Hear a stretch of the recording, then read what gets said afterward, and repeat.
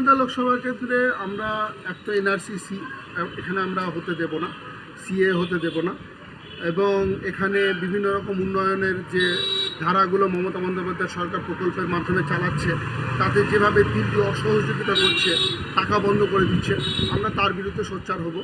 এবং ভাঙনের ব্যাপারে কেন্দ্র সরকারের একটা দায়িত্ব আছে, সেটা নিতে হবে। সেটা আমরা কেন্দ্র সরকারকে একদম কেন্দ্রের দেখুন, একটা নরেন্দ্র মোদী জিতবেন এটার কোনো গ্যারেন্টি নেই। যে সরকারি আসুক কেন্দ্রে, আমরা মালদার ভাঙনের জন্য আমাদের যে প্রাপ্য সেটা আমরা ওখান থেকে আদায় করেই ছাড়ব। কারণ আপনি এখান থেকে জিএসটি নেবেন, বাংলার খনিজ সম্পদ বিক্রি করবেন, এখানে পাশে এনটিপিসি ফারাক্কার বিদ্যুৎ বিক্রি করে কোটি কোটি টাকা ইনকাম করবেন, আর মানিকচক থেকে শুরু করে শামশেরগঞ্জ পর্যন্ত একের পর এক গ্রাম তলিয়ে যাবে গঙ্গাতে, আর একটা টাকাও খরচা করবে না কেন্দ্র। এটা হবে না। ফলে আমাদের অধিকারগুলো নিয়ে আমরা সোচ্চার হব।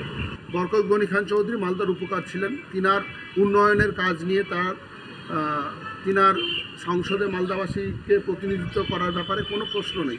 উনি আমাদের সকলের একজন আদর্শ রাজনীতিবিদ।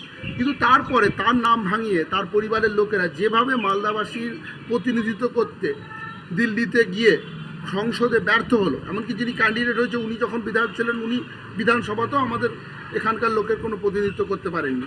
ফলে আপনি বলছেন উন্নয়ন কী করবো, সবাইকে মুখ খুলবো, সবাইকে কথা বলবো, কথাই তো বলা হয় না। ওখানে গিয়ে তো ঘুমানোর জায়গা না, ঝিমানোর জায়গা না, অ্যাবসেন্ট থাকার তো জায়গা না। সবার আগে সংসদে হাজিরা দিব, মালদাবাসীর হয়ে কথা বলবো। এই মুহূর্তে মালদাবাসীর এমন একটা সংসদ দরকার যে ওখানে গিয়ে তর্ক করবে, বিতর্ক করবে, প্রশ্নোত্তরগুলো করবে, মালদার লোকের কথা তুলে ধরবে। 100% আশাবাদী। আমাদের সর্বোচ্চ নেতৃত্ব থেকে একদম তৃণমূল স্তরের এক একটা তৃণমূল কর্মী যেভাবে কাজ করছে, তাতে আমি আশাবাদী। এবং দিদির প্রকল্পগুলো, মমতা বন্দ্যোপাধ্যায় সরকারের প্রকল্প যেভাবে বাড়ি বাড়ি পৌঁছে গেছে, বিজেপির সাম্প্রদায়িক রাজনীতি থেকে লোক যেরকমভাবে বিরক্ত, এবং কংগ্রেসের প্রতিনিধিত্ব করার ব্যর্থতা থেকে যেভাবে বিরক্ত, এবং বিজেপি ক্যান্ডিডেট জেতার পর যিনি হারিয়ে গেলেন ইংরেজবাজারের বিধায়িকা, সেই আবার কি করে লোকসভায় ক্যান্ডিডেট হয়, এটা দেখে যেরকম লোকে হাসছে, তাতে মনে হচ্ছে যে তৃণমূলই এবার জিততে চলেছে। বিপক্ষকে নাম্বারটা তখন দিব যখন বিপক্ষকে দেখতে পাবো। বিপক্ষ কোথায়? তৃণমূল কোথায়? বিজেপি কোথায়? প্রচার করে ওদের, ওরা কি কোনো ইস্যুতে মুখ খুলেছে? এনআরসি কেয়া নিয়ে ওরা প্রচার করছে যে এটা নাকি তৃণমূল ভয় দেখাচ্ছে। মানুষ আত্মহত্যা করছে, কলকাতাতে আত্মহত্যা হচ্ছে, যে আমার বাবা 64 সালে বরিশাল থেকে এসছে, আমি কী করে কাগজটা দেখাবো। আসামে ডিটেনশন ক্যাম্পে লোকে গেছে।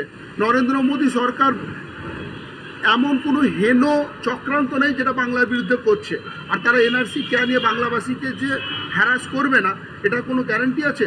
অথচ কংগ্রেস এটা নিয়ে কোনো তাদের মাথা ব্যথা নাই। বিজেপি তো এটারই পক্ষের দল। এবং আমরা সর্বোপরি মনে করি যে কংগ্রেস বিজেপি তো করতে পারবে না, আর বিজেপি ক্ষমতাতেও আসছে না। তারা বলছে আপকিবার 400 পার। মমতা বন্দ্যোপাধ্যায় ধুবুলিয়াতে বলে দিয়েছে, চ্যালেঞ্জ দিয়ে 200 পার করে দেখা। মালদা জেলাতে এবং আমার তো মুর্শিদাবাদেরও দুটো সিট আছে, সবাই ঐক্যবদ্ধ হয়ে একত্রিত হয়ে তৃণমূল কংগ্রেসকে জেতানোর জন্য ঝাঁপিয়ে গেছে ময়দানে। কোথাও কোনো গোষ্ঠীদ্বন্দ্ব ভোটের প্রচারে কিচ্ছু প্রভাব ফেলছে না। আমি আশাবাদী একটা বিজেপি বিরোধী জোট ক্ষমতায় আসবে। কারণ মোদী সরকার যেভাবে দ্রব্যমূল্য নিয়ন্ত্রণ থেকে শুরু করে, বিভেদের রাজনীতি থেকে শুরু করে, অর্থনৈতিক মন্দা থেকে শুরু করে, গ্যাসের দাম, পেট্রোলের দাম থেকে শুরু করে, একের পর এক দেওয়া প্রতিশ্রুতিগুলো পালনে ব্যর্থতা থেকে শুরু করে, যেভাবে মানুষের মনে শুধু ধর্ম করে মানুষকে অভুক্ত রেখেছে, মানুষের উন্নয়ন করেনি, এই কেন্দ্রীয় সরকারের ব্যাপারে একটা ক্ষোভ গোটা ভারতবর্ষ জুড়ে পুঞ্জীভূত হয়ে আছে। তারই প্রতিফলন ঘটবে ব্যালটে। ফলে আমি আশাবাদী যে একটা বিজেপি বিরোধী সরকার গঠিত হতে চলেছে আগামী জুন মাসে দিল্লিতে। বিষয়গুলো অনেকগুলো আছে। উন্নয়নের আমাদের মালদা দরকার আছে, ভাঙনের সমস্যা আছে, তাছাড়া আমাদের যুবক মেয়ে ছেলেদের অনেক বেকার আছে, চাকরি নেই, ইন্ডাস্ট্রি ইনাফ নেই। তাছাড়া আমাদের আর্সেনিক মুক্ত জলের সমস্যা চলছে দক্ষিণ মালদাতে। তাছাড়া অনেক বিষয় আছে, বিষয় তো কম না।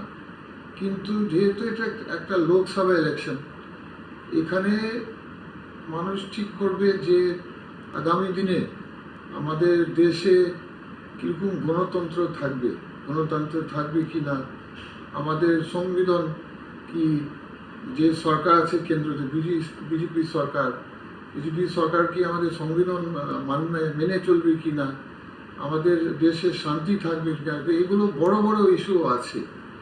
তো ইস্যুগুলো শুধু আমাদের উন্নয়নের ভাষা বললে হবে না। কংগ্রেসের ভাষা হচ্ছে উন্নয়নের ভাষা এবং সেবা করার ভাষা, কিন্তু এইগুলো ভাষা করার জন্য আমাদের দেশে তো গণতন্ত্র থাকতে হবে, আমাদের দেশের মানুষের অধিকার থাকতে হবে।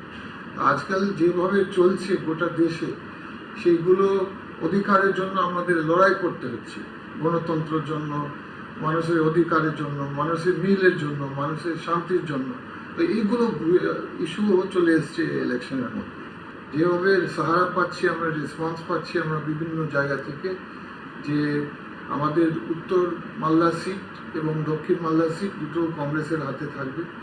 আমার পুরো বিশ্বাস আছে, কারণ 2021 সালে যে হয়েছে একটা ট্রেন্ড আমরা দেখলাম, যেখানে একটা দুটো পার্টির মধ্যে পোলারাইজ হয়েছে ভোট, আপনার বিজেপি আর টিএমসি এর মধ্যে। কিন্তু সেটা একটা কারণ ছিল, সে কারণ ছিল এনআরসি সিএ এর ভয়। সেই ভয়টা মানুষরা বুঝে গেছে, যে ভয়টা দেখানো হয়েছে লোকদেরকে, যে রুলিং পার্টিরা বারবার সিএ এনআরসিদেরকে ভোট যাতে পড়ে যায় বক্সাতে, বারবার ভয় দেখিয়েছে। স্পেশালি টিএমসি, এখানে রুলিং পার্টি, রুলিং সরকার টিএমসি সরকার ভয় দেখিয়েছে যে যদি আপনি আমাদের বক্সে না ফেলেন ভোট, তাহলে এনআরসি হবে, সিএ হবে। এইগুলো জিনিস ভয় দেখাবো, মানুষদের চোখ কিন্তু খুলে গেছে। তারপর মানুষরা বুঝে গেছে যে এগুলো তো শুধু ভয় দেখাবার জন্য হচ্ছে। তো মানুষ, যেখানে আমরা ঘুরছি, মানুষ বলছে আমরা এই ভুল আর করবো না, আমরা এবার ফ্রি মাইন্ডেড আমরা ভোট দিব, আমরা কংগ্রেস দিতে পারি, আমরা কংগ্রেস দিব, এভাবে মানুষরা নিজে বলছে বিভিন্ন জায়গায় যেখানে আমরা ঘুরছি প্রচার।